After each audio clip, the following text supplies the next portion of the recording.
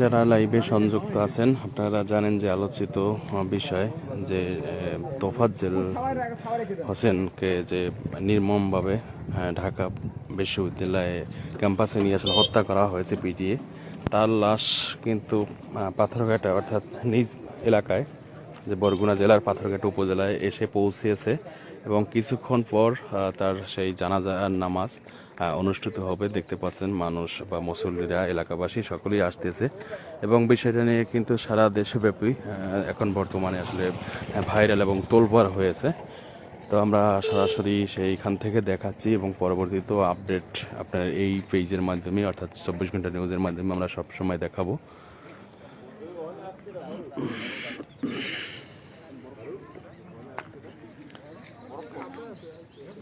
না না,